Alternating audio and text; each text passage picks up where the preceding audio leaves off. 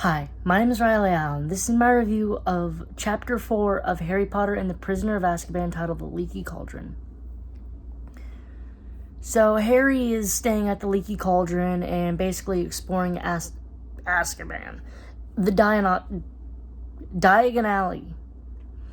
You know, he's hearing all these people talk about what they bought. Their worries about Sirius Black.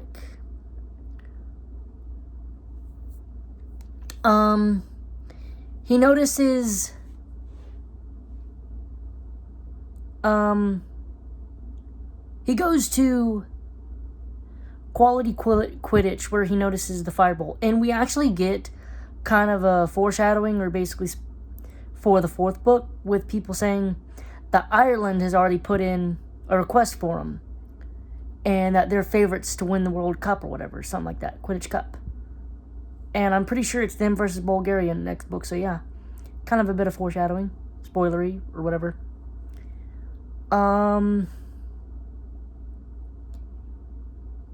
Harry spends a lot of his time just at Florian Fortescue's, because every half hour, hour and a half, one of those two, Fortescue would bring out ice cream on the house.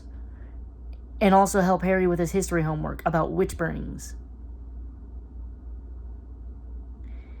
Which is just like, I think the podcast through the Gryffindor, Jay and Ben, theorized that it was because Florian Fortescue was speaking to Albus Dumbledore via his ancestor Dexter Fortescue, I think his name was, who was a former headmaster, and he's making, and you know, Dumbledore wants to know where Harry is at all times, and well, if he's eating ice cream, he's safe, yeah. And maybe the free ice cream adds into, maybe Fortescue lost someone in the war to Voldemort, and this is his way of repaying that loss. You know, free ice cream for a kid. I don't know. But honestly, though, it doesn't seem like good business just handing out free ice cream. So he eventually meets up with Ron and Hermione. Also, he finds out that the book that Hagrid got him is his book for Magical Creatures, which relieves him because he's like, oh, thank God, I thought it was gonna be for some new terrifying creature. That is complete. You know, it'd been funny if that actually was, where it's, most of the book is Harry trying to figure out the plot of the escaped criminal, with a side plot of him helping Hagrid with some beast from the pits of hell. Ah, Harry! This is Sprinkles. He's my pet demon.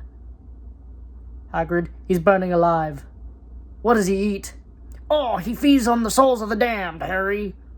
But don't worry, Sprinkles is a good boy. Some shit like that.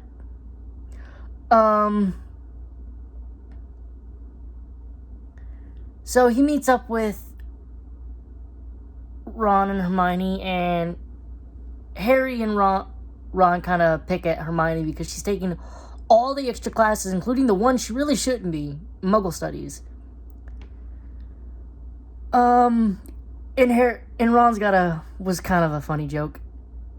When Hermione mentions that she got some money to get herself a gift, he's like, oh, maybe you could get you a nice book.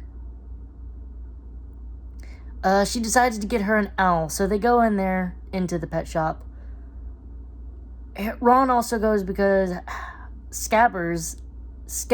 Pettigrew, is looking kind of sickly. Also, I think Ron likes this rat a lot more than people give him credit for.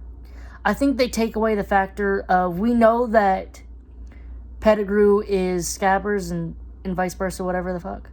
So they kind of like to diminish, I suppose, Ron's care for him. But like he whipped him out of his pocket. Granted, you could say he only had him in his pocket because, you know, he was going to get rat tonic, but like, Scabbers was in the family photo, wasn't he? Because that's how Sirius knew about Scabbers and all that jazz. So it's not like Ron just puts his rat away and goes to do whatever he does. He has him with him, so it's not like... It's probably one of those things where somebody says, oh, I don't want a dog, I don't like a dog, gets the dog and becomes a best friend with the dog, or a cat, whatever. It's Ron being like, oh, I don't like this rat, I don't want this rat, oh, ends up becoming best friends with the rat. You know, kind of one of those things. They get mauled by this ugly-ass cat, apparently. Or as Harry says, it's either a very large cat or a very small tiger. And I'm kind of on Ron's side a little bit. If I got attacked by a cat and my best friend proceeded to get said cat, I don't know, man. It might be a thing. Depending on how badly I was mauled, it might be a thing.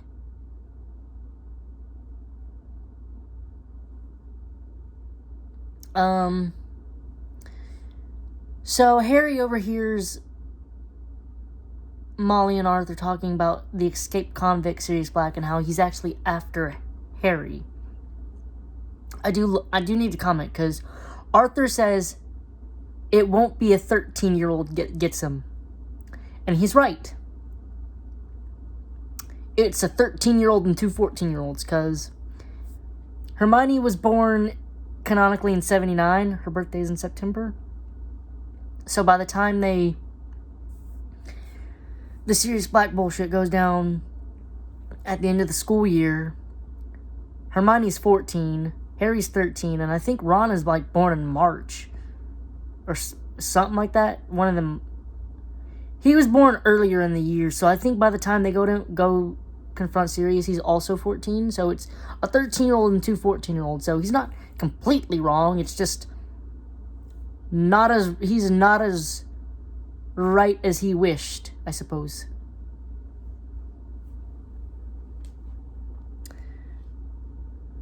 Of course, Harry gets kind of offended because they think that he's incapable or something. It's like, no, Harry, they don't think you're incapable. They just don't like that you are capable, or that you have to have been capable. They know you're capable enough to destroy Voldemort and fight him like 2 more times. They just don't like that, because that means it makes them look... It's just a bad look for the adults. Also, they're just trying to do their jobs, protect you. It's just like...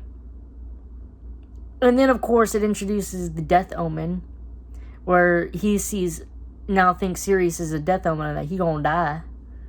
Of course, added in the Sirius Black of it all, he thinks he might actually die.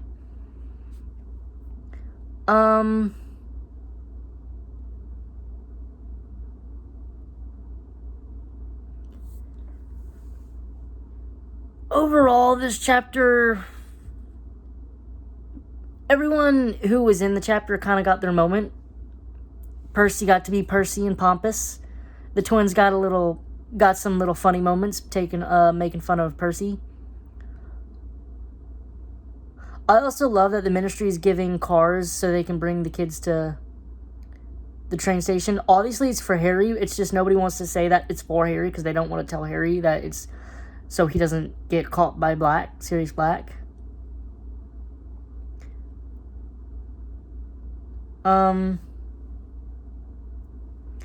Also, for some reason, they're always calling them the Azkaban guards. Like, the Dementors, the Azkaban guards. Just call them the Dementors. Harry's gonna be absolutely confused either way. He doesn't know shit about this world. Despite being in it for 3 years, I don't think this guy's asked a single important question.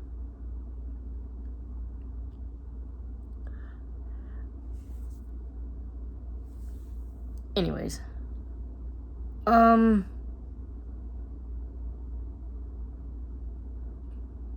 going to give this chapter an 8 out of 10. Thanks for watching the video. Leave a like, comment, subscribe if you want, and I'll see you next video.